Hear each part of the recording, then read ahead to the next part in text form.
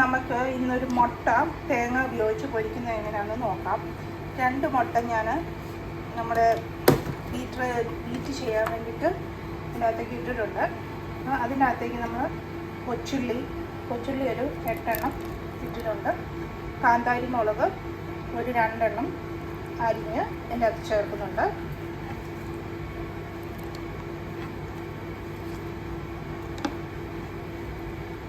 ഇഞ്ചി അത്യാവശ്യം വേണ്ടവർക്ക് അത് ചേർക്കാം. പിന്നെ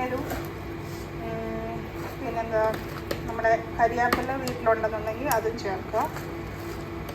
നമുക്ക് ഒരു ടേബിൾ സ്പൂൺ തേങ്ങയും കൂടെ ഇതിനകത്തേക്ക് ചേർക്കാം.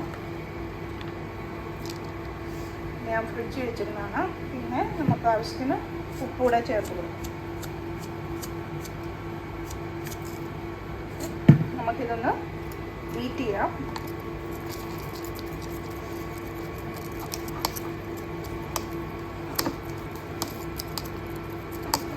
ഉപ്പ് അവരവരുടെ ഇഷ്ടമാണ്. അപ്പം അത് എല്ലാവരും ഒന്ന് ശ്രദ്ധിച്ചോളുക. എനിക്ക് കുറച്ച് ഉപ്പ് മതി.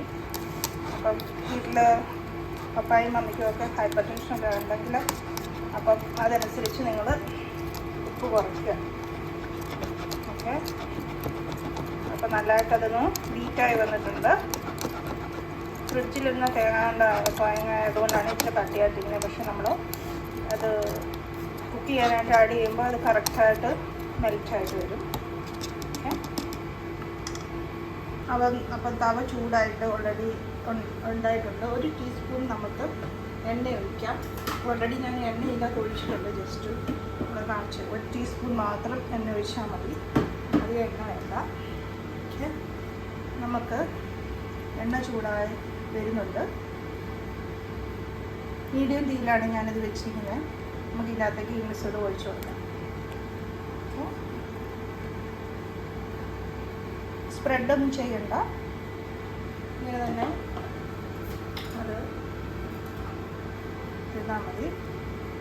ഓക്കെ, നമുക്കിതൊന്ന് 2 മിനിറ്റത്തേന് അടച്ചു വെച്ച് കൊടുക്കാം. ബിക്കോസ് എല്ലായിടം ഒന്നും ഫ്ലഫി ആയിട്ട് ഇപ്പം നമുക്കിതൊന്ന് അടച്ചു വെച്ച് കൊടുക്കാം. 2 മിനിറ്റ് മീഡിയം തീയിലാണ് ഇരിക്കുന്നത്. അടച്ചു വെക്കുന്നുണ്ട്. ഒന്ന് എല്ലാവരും ഒന്ന് വെന്തൊന്ന് ഫ്ലഫിയായി വരാൻ വേണ്ടിയിട്ടാണ് ചെയ്യുന്നത്. ഓൾമോസ്റ്റ് മണമൊക്കെ വരുന്നുണ്ട്. നമുക്കിതൊന്ന് തുറന്ന് നോക്കാം. ഏകദേശം നടുവൊക്കെ വെന്ത് ഓൾമോസ്റ്റ് വന്നിട്ടുണ്ട്. ഓക്കെ, നോക്കട്ടെ സൈഡൊക്കെ വെന്തോന്നാം. ഒക്കെ സൈഡൊക്കെ വെന്ത് ഇളകി വരുന്നുണ്ട്. ഓക്കെ, ഇങ്ങനെ നോക്കുക. ഇങ്ങനെ നിങ്ങൾ വെന്തോന്ന് നോക്കുക. നമുക്കിതൊന്ന് മറിച്ചിടാം.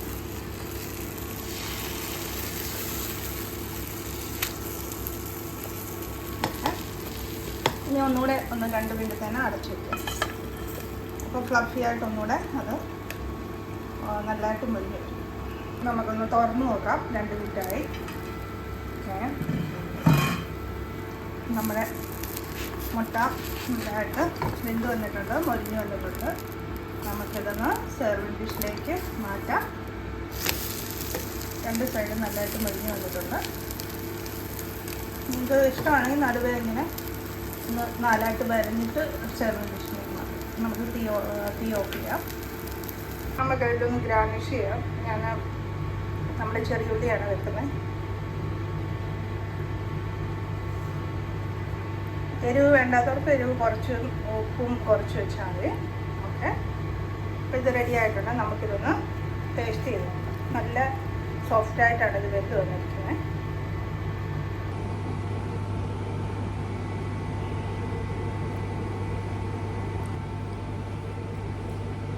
ഇത് നമുക്കിതൊന്ന് ടേസ്റ്റ് ചെയ്ത് നോക്കാം.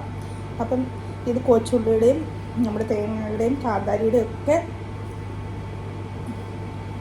ടേസ്റ്റ് നല്ലതായിട്ട് മുന്നിലുണ്ട്. വെളിച്ചെണ്ണയിലാണ്ട് അതിൻ്റെയും ടേസ്റ്റ് ഉണ്ട്. അപ്പോൾ എല്ലാവരും ഒന്ന് ട്രൈ ചെയ്ത് നോക്കുക. പിള്ളേർക്ക് ഏറ്റവും ഇഷ്ടപ്പെടുന്ന ഒരു രുചികരമായ ഡിഷാണ്. അപ്പം ആദ്യമായിട്ടാണ് വീഡിയോ കാണുന്നതെങ്കിൽ സബ്സ്ക്രൈബ് ചെയ്യാനും കമൻറ്റ് ചെയ്യാനും ലൈക്ക് ചെയ്യാനും മറക്കരുതല്ലോ. മറ്റുള്ളവരെ ഷെയർ ചെയ്ത് കൊടുക്കണം. വേറെ വീഡിയോ ഞാൻ വരുന്നവരെ thank you so much. Thank you for watching my video. By.